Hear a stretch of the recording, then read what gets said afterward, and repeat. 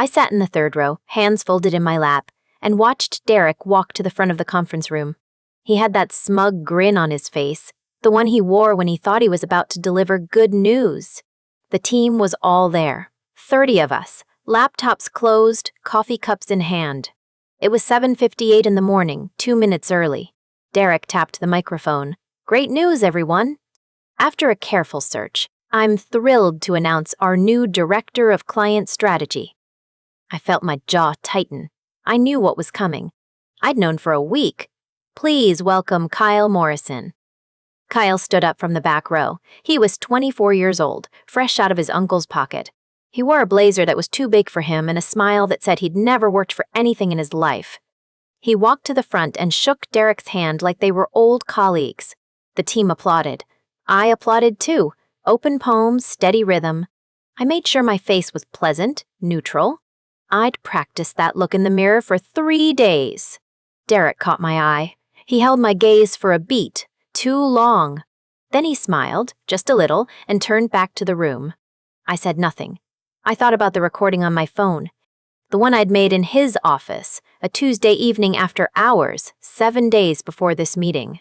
I'd slipped my iPhone into my blazer pocket with the voice memo app running. He poured me a glass of water, then sat down across from me. "You can still have it, Claire," he'd said, "but you're going to have to earn it." Then he'd leaned in and put his hand on my knee. I'd said, "I don't understand." He'd said, "I think you do." I'd said, "Let me think about it." I left his office, walked to my car, and backed up that recording to 3 separate USB drives before I even started the engine. Then I emailed it to myself with the subject line, "C, do not delete." 1 week later, here we were. Kyle was shaking hands with the account directors. Someone asked him where he'd worked before. He said, "This is my first real gig, actually." I watched Derek clap him on the shoulder. The proud uncle, the man who promised me a promotion, then asked me to sleep for it, then gave it to his nephew at a higher salary. I found out later that Kyle was making $100,000. My promised salary was $85,000. He had no experience. I had 6 years at the same firm, a top performer every quarter. But I didn't say a word. The meeting ended. People milled around, congratulating Kyle. I stood up, smoothed my skirt, and walked toward the door. Derek intercepted me near the coffee station. "Claire," he said, "you're taking this well." "I appreciate that." I looked at him. "Of course, Derek. I'm a professional." He nodded, satisfied. "That's exactly why I knew you'd understand.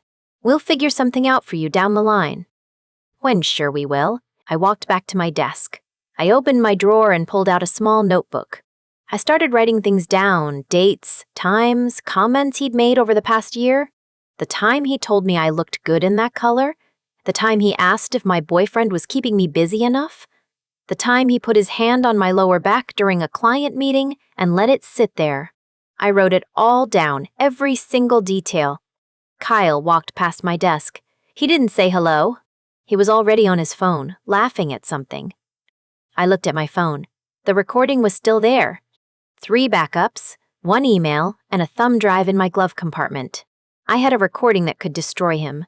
But I didn't play it. Not yet. If this story is hitting close to home, take a second to subscribe to K6 Karma in the family. I'll be right back. I closed the notebook and put it back in my drawer. I opened my email and started drafting a message to a lawyer I'd found online. Sandra Reyes. Her profile said she specialized in employment discrimination and sexual harassment. I didn't send it yet. I needed more. I needed everything. That afternoon, I walked past Derek's office. He was on the phone, laughing. Kyle was in the glass-walled conference room 2 doors down, looking lost at a spreadsheet he clearly couldn't read. I went back to my desk and started a new folder. Black, no label. Inside, I put my notebook, a printed copy of the company's anti-harassment policy, and a flash drive with the recording. I was calm. I was patient. I was just getting started. Let me take you back to the Tuesday evening when this all started. It was 7:15 at night. The office was empty except for the cleaning crew. I could hear a vacuum running somewhere on the 3rd floor.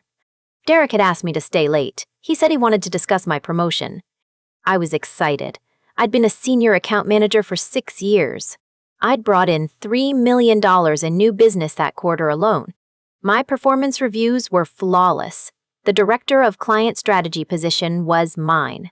He'd told me that himself, twice. I knocked on his office door. "Come in, Claire."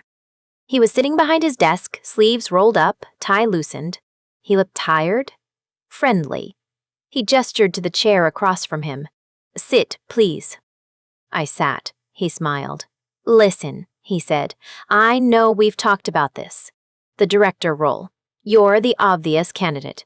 Top performer. 6 years. You've earned it." I nodded. "Thank you, Derek. I appreciate that." He leaned forward. His voice dropped. "But here's the thing. There's a lot of politics involved. People want to see loyalty. Real loyalty." I felt something shift in the air. I didn't know what yet.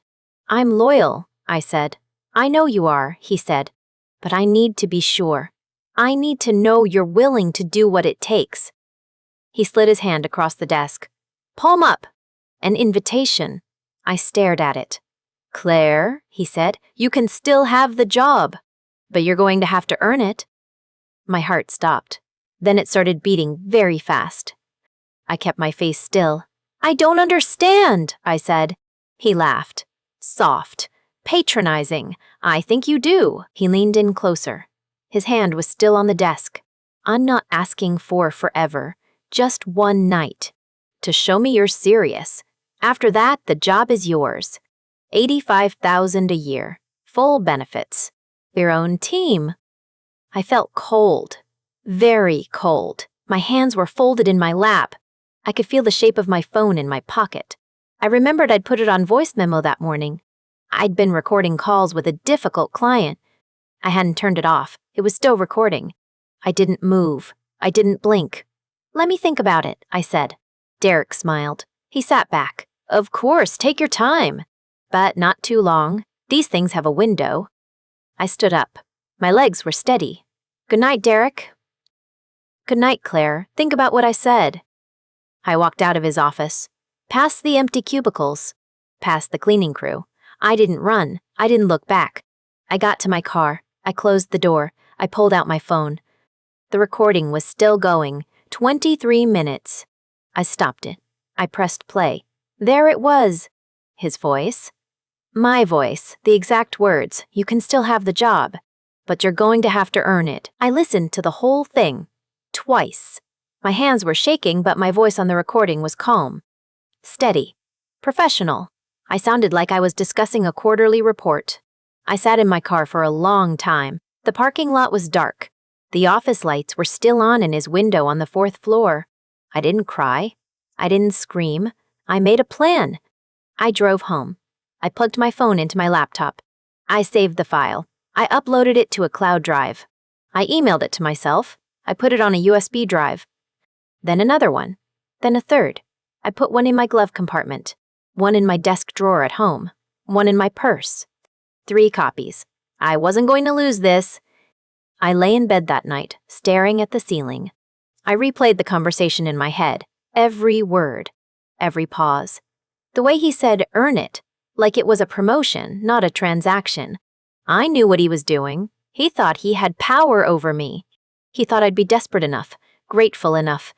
He thought wrong. I closed my eyes. I let myself feel the anger, cold and deep and patient. Then I let it go. I needed to be calm. I needed to be smart. I needed to be ready. I backed up that recording 3 times before I went to bed.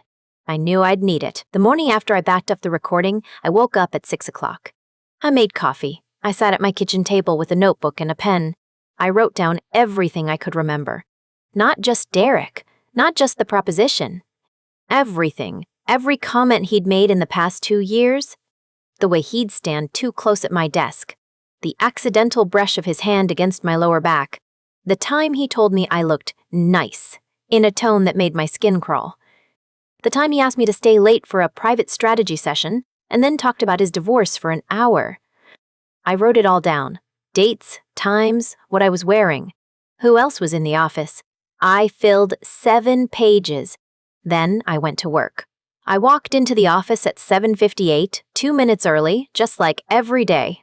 Derek was in his glass-walled office, on the phone, laughing. Kyle was at his new desk, feet up, scrolling on his phone. He had a framed photo of himself on a boat. That was the only personal item. No files. No notes. No books. I sat down at my desk. I opened my laptop.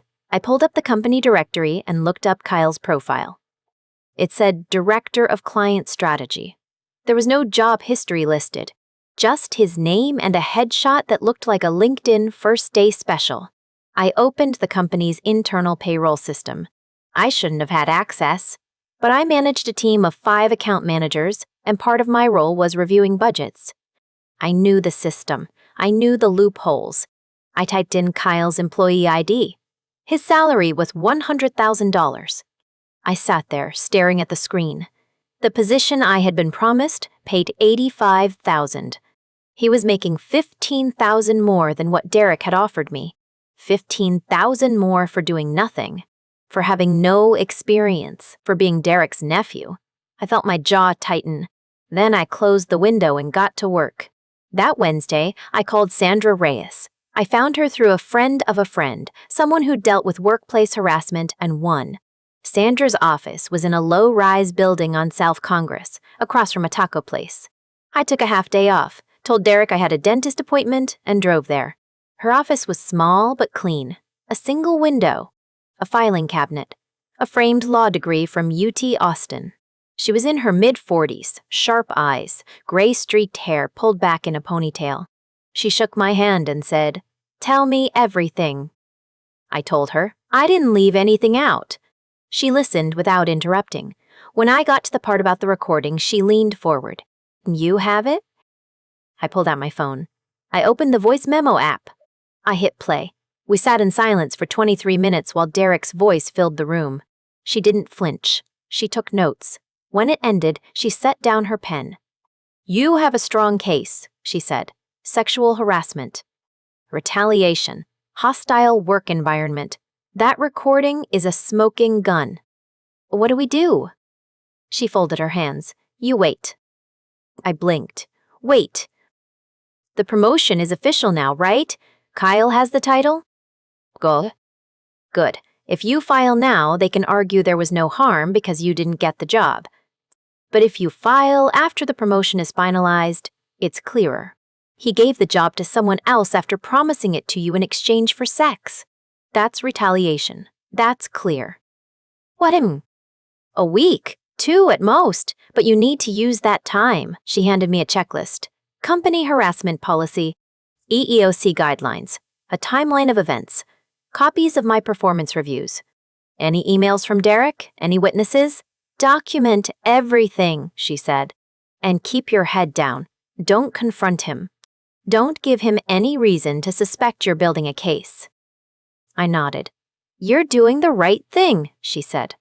"Not everyone has the nerve." I didn't tell her about the 3 USB drives. I didn't tell her about the cloud backup. I didn't tell her about the notebook that was already full.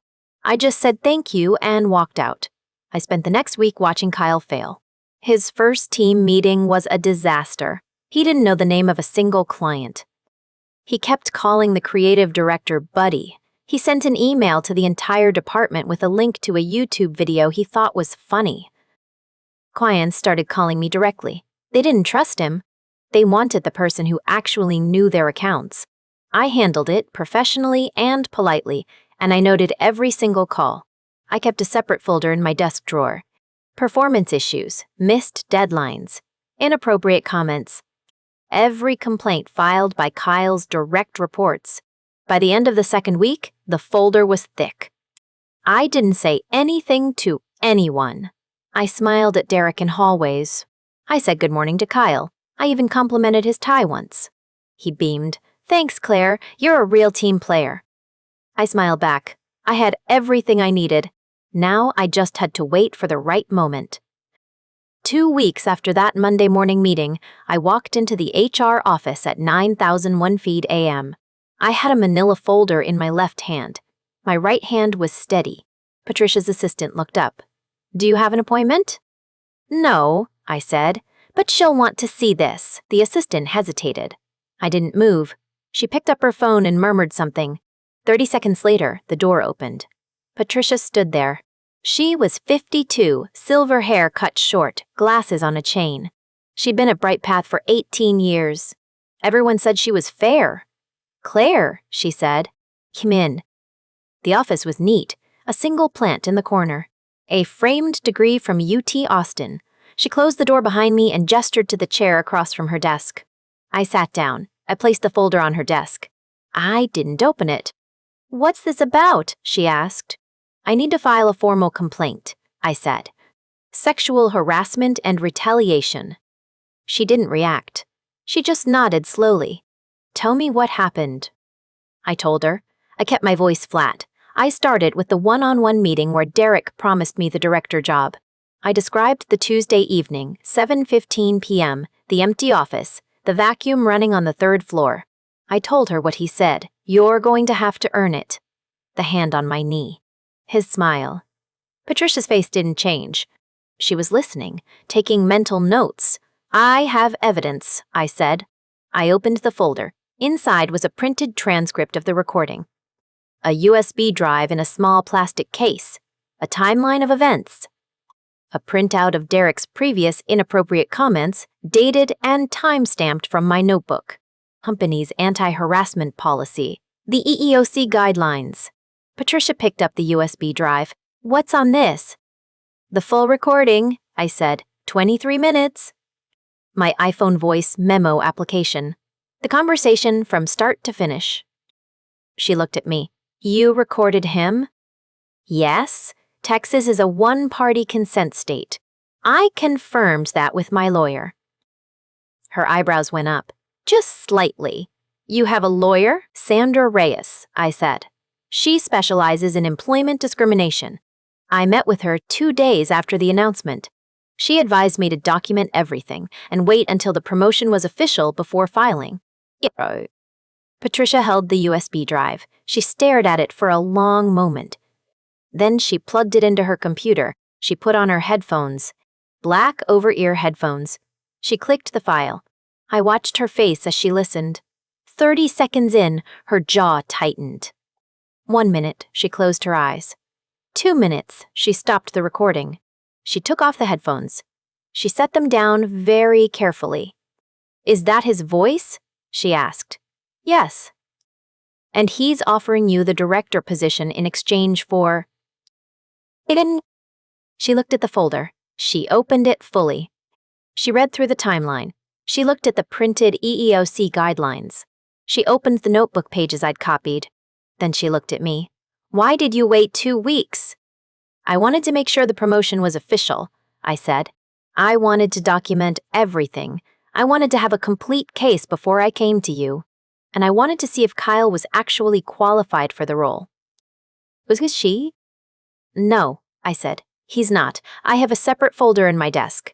Performance issues, missed deadlines, complaints from his direct reports. The clients are calling me directly because they don't trust him." Patricia leaned back. She was quiet for a long time. "This is serious," she said. "I know. I need to escalate this to the CEO, to legal counsel." "I know," I said. "I've already spoken to the EEOC. They're expecting your call." She blinked. That got her. "You already filed with the EEOC?" "I spoke to them," I said. "I have a case number." I told them I was filing internally first. They said that's fine, but they're ready to move forward if Brightpath doesn't handle it. She nodded slowly. She picked up her phone. "I need you to wait outside. I'm going to make some calls." I stood up. "I'll be in my office." I turned. She held the USB drive. "This stays with me." "Good," I said. "I have 3 more copies." I walked out. I didn't look back. I went to my desk and opened my laptop. An email from Kyle. Subject line, "Quick question." He'd attached a PDF of a client proposal he'd written. Half the pages were blank. I forwarded it to my personal email. Evidence. 2 hours later, my phone buzzed. "Patricia. Conference room, B, now."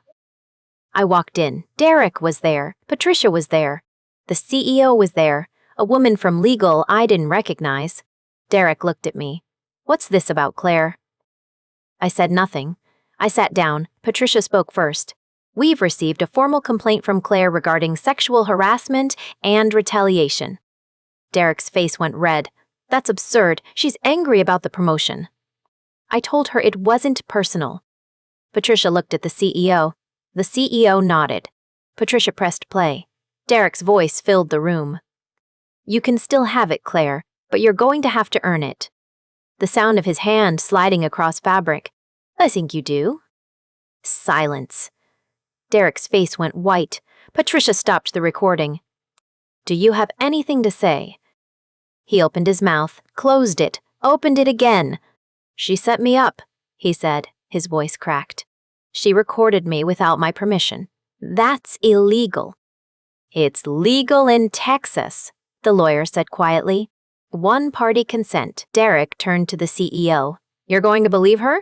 A disgruntled employee? The CEO didn't answer. He was looking at me. Claire, he said, what do you want? I met his eyes. I want the job I earned, and I want this to stop. He nodded. He turned to Patricia. Suspend Derek pending investigation. Kyle goes on a performance improvement plan immediately. Ow! Derek stood up. You can't do this. I just did. The CEO's voice was ice. Clear your desk. Derek stared at me, pure hatred in his eyes. I didn't blink. I said nothing. He walked out.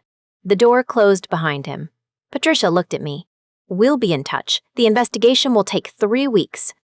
Thank you, I said. I stood up. I walked back to my desk. Kyle was standing in the hallway, looking confused. Claire, what's happening? My uncle just left crying. I smiled. You should check your email, Kyle. You have a PIP waiting. His face fell. I opened my laptop. I had work to do. That night, I backed up the recording to a 4th USB drive. I didn't know what the investigation would find. I didn't know if Derek would try to fight it. But I knew one thing. I had the recording. And he knew it too. The investigation lasted 3 weeks. Patricia had told me to go about my business as usual. So I did. I showed up at 7:58 every morning. I answered emails. I took client calls. I acted like nothing was happening. But everyone knew something was happening. Kyle was still coming to work. He was on a PIP, but he was still there. He walked around with this bruised look, like a kid who got caught cheating and couldn't understand why it wasn't okay. People avoided him in the hallway. They avoided me too. No one knew what to say. On the 3rd day, I got an email from Derek's personal account. It was sent at 11 at night. Claire, this doesn't have to go this way. Let's talk. Man to woman. I can make this right. I saved the email. I forwarded it to Sandra Reyes. She wrote back one line, save everything. Said nothing. So I said nothing. The 2nd week, Patricia called me into her office. She closed the door. She looked tired. Derek is telling people you misinterpreted the conversation, she said. He's saying you were upset about the promotion and you're lashing out. Did you listen to the recording? I asked. Yes. Then you know what I heard. She nodded. I'm just telling you what he's saying. We've hired an outside investigator. We're interviewing everyone who's ever worked with him. It's thorough. Good, I said. I left her office. I went back to my desk. I opened my notebook and wrote down what she'd said. Patient. Methodical. That was the plan. The 3rd week, I got a call from Sandra. They're wrapping up, she said. The investigator found 3 other women who had similar experiences with Derek. 2 of them came forward when they heard you filed. One is a former employee. One is still there. I felt my jaw tighten. I didn't ask for names. I didn't need them. What happens now? I said. Final meeting. Friday. You, Patricia, the CEO, Derek, and legal counsel. You're my client, so I'll be there with you. Does Derek know? He's been told to attend. He doesn't know what's coming. Friday came. I wore a gray blazer. Simple. Professional. I walked into conference room B at 9 in the morning. The CEO was already there. A tall woman in her 50s, silver hair, calm eyes. Patricia sat next to her. Company legal counsel sat on the other side. Sandra arrived 2 minutes later and sat next to me. Derek walked in last. He looked smaller than I remembered. His suit was pressed, but his eyes were hollow. He sat across the table and stared at me. I met his gaze. I didn't blink. Patricia spoke first. She read from a document. The investigation found that Derek Thompson had engaged in a pattern of sexual harassment toward female employees. The recording submitted by Claire Bennett was verified as authentic. 3 additional witnesses corroborated a pattern of inappropriate behavior. He had created a hostile work environment. He had engaged in retaliation by promoting his unqualified nephew after Claire rejected his advance. She paused. She looked at Derek. Your employment is terminated effective immediately. Due to the findings, your severance package is voided. You will receive your final paycheck and no additional compensation. Derek's face went white. Not red, white. Like all the blood had been drained out of him. This is ridiculous, he said. That recording is taken out of context. She wanted the promotion. She was willing to do whatever it took. Never. Stop, the CEO said. Her voice was quiet but absolute. I listened to the recording, Derek. I heard you say the words. You're going to have to earn it. I heard you put your hand on her knee. Would he have? I heard everything. Derek opened his mouth. Then he closed it. He looked at me. You set me up, he said. I said nothing. Security will escort you out, Patricia said. Your personal effects will be shipped to your home. Derek stood. He pushed his chair back. He looked at me one last time. Hatred. I held his gaze. I didn't flinch. He walked out. The door closed. The CEO turned to me. The director of client strategy position is yours, she said. Your salary will be adjusted to $105,000. That's a $20,000 raise. And based on the hostile work environment, we're offering you a settlement of $60,000. Sandra has the paperwork. Sandra placed a folder on the table. Thank you, I said. I didn't smile. Not yet. I signed the documents. I shook hands with the CEO and Patricia. I stood up and walked to the door. Claire, the CEO said. I turned around. I'm sorry this happened to you, she said. And I'm grateful you had the courage to bring it forward. I nodded once. Thank you, I said again. I walked out. I went straight to my car. I sat in the driver's seat. I closed my eyes. And then I smiled. I had never raised my voice. I had never begged. I had never cried. I had just kept the receipts. And that was enough. The promotion was official on Monday. I walked into my new office, the one with the window, and sat down at a desk that still smelled like Derek's cologne. I opened the drawer. Empty. He'd cleaned it out over the weekend. I didn't care. I had my own things to bring in. My first week as director of client strategy was quiet. Kyle was still showing up every day, shuffling past my door with his head down. He didn't look at me. He didn't speak. He sat in his cubicle and stared at his screen like it might save him. It wouldn't. I focused on my work. I rebuilt the team structure. I reassigned the accounts Kyle had been mishandling. I called every client he'd touched and apologized for the delays. Most of them were understanding. A few asked if he was gone yet. I told them the truth. He's on a performance improvement plan, I said. I'm handling your account personally now. They stayed. All of them. The PIP was impossible to pass. I knew that. Patricia knew that. Kyle probably knew that too, though he spent 3 weeks pretending otherwise. He came to work late. He left early. He submitted reports with numbers that didn't add up. I documented every mistake and forwarded it to Patricia. I didn't gloat. I just did my job. 3 weeks after the final meeting, I was in my office reviewing a contract when my phone buzzed. Patricia, Kyle's been terminated, she said. Effective immediately. I thanked her and hung up. I didn't celebrate. I didn't even smile. I just went back to the contract. It needed a signature by 5. But I did look out the window. The sun was setting over the parking lot. I watched Kyle walk to his car, a cardboard box in his arms. He didn't look back. He got in and drove away. I never saw him again. The grapevine did the rest. I heard through a coworker that Derek's wife had filed for divorce. Apparently, the details of the investigation had made their way to her. The recording, the offer, the whole thing. She left him. She took the house. I didn't ask for specifics. I didn't need them. Some facts find their way to you without being searched for. I kept my head down. I worked. I delivered results. The CEO started inviting me to executive meetings. At first, I just sat in the corner and listened. By month 3, I was presenting. By month 5, I was leading the strategy sessions. 6 months after the final meeting, the CEO called me into her office. She offered me the VP of Client Strategy position. I said yes. She congratulated me. I thanked her. Derek's replacement is a woman, she said. I thought you'd want to know. I nodded. I didn't say anything else. The title changed. The salary changed. The office on the corner changed. But the way I carried myself didn't. I walked past the conference room where Derek had announced Kyle's promotion every single day. The glass was still clear. The chairs were still blue. The room looked exactly the same, but I didn't feel anything when I passed it. Not anger, not satisfaction, just nothing. I had moved on. I had one brief moment of contact with Kyle about a year later. A LinkedIn notification popped up on my phone. Kyle wanted to connect. I looked at his profile. He was still in Austin, working at a car dealership as a sales associate. Entry level. I stared at the request for a long moment. Then I clicked ignore. I never said a word about any of it. I didn't blog. I didn't post. I didn't tell the story at happy hour.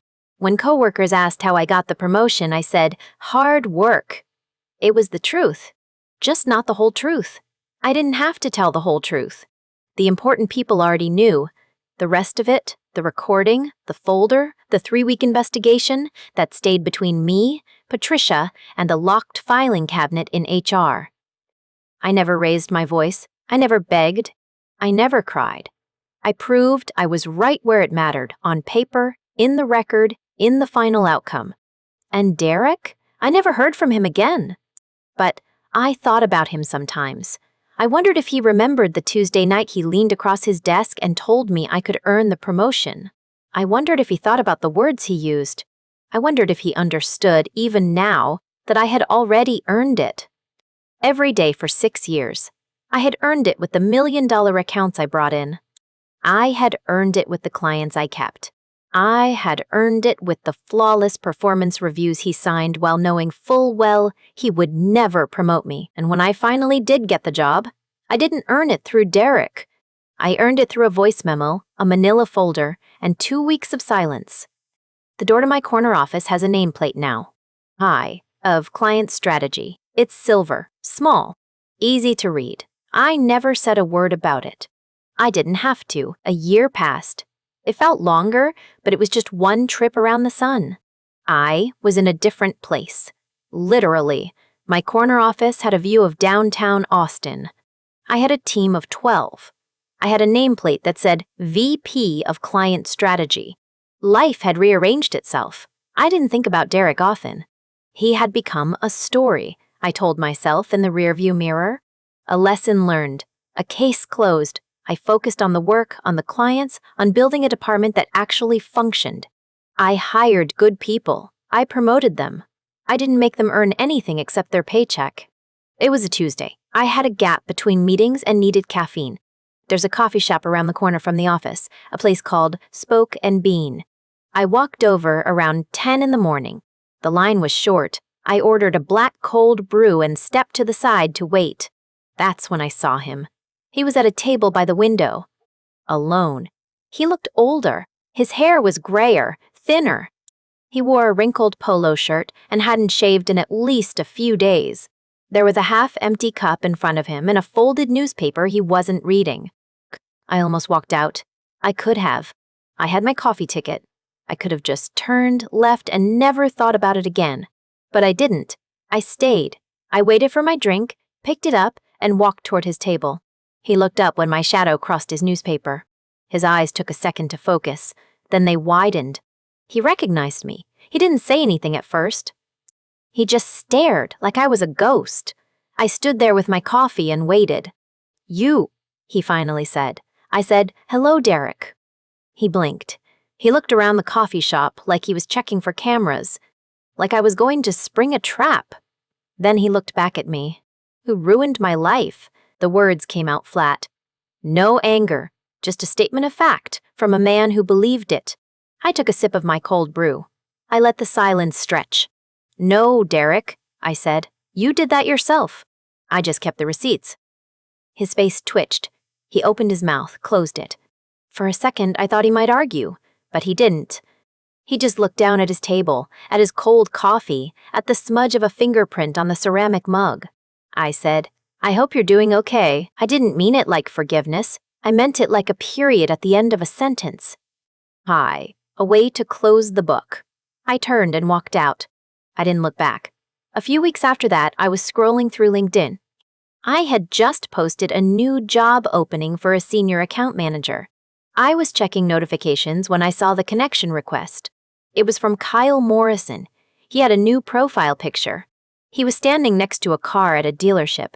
The headline said, Sales Associate at some Ford dealership in Round Rock. The request sat there for a week. Then, it disappeared. I never clicked accept. I don't talk about what happened much. Not at work. Not with friends. It's not a secret exactly. It's just a closed chapter. Patricia is the only one who knows the whole story. And Sandra. And me. The filing cabinet in HR still has a manila folder inside. I don't know if it ever gets opened. I don't care. The thing about silence is that people confuse it with weakness. They think if you don't scream, if you don't cry, if you don't make a scene, then you must have accepted it. You must not care. But silence can be a strategy. It can be a shield. It can be a loaded weapon waiting for the right target. I sat in a conference room while my boss gave my promotion to his nephew. I smiled. I folded my hands. I said nothing. And then I did something. I recorded a conversation. I built a case. I found a lawyer. I filed a complaint. I let the system do what systems are supposed to do when you have proof, patience, and the nerve to use both. I never raised my voice. I never begged. I never explained myself to anyone who didn't deserve an explanation. I just kept the receipts. And in the end, that was enough. Thank you for listening. If you found this story valuable, please like and subscribe.